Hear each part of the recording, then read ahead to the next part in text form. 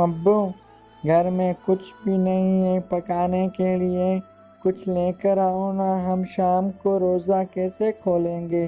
अब्बू जाए ना, आप कुछ लेकर आए ना।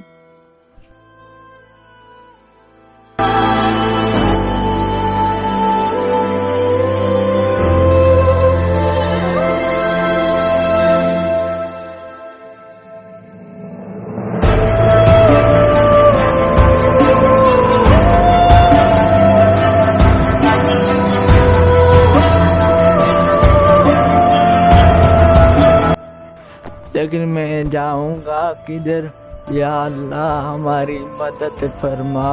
ए परवरदिगार, तुम्हारे सिवा हमारा कोई नहीं है। ए मेरे मौला, हमारी मदद कर मौला।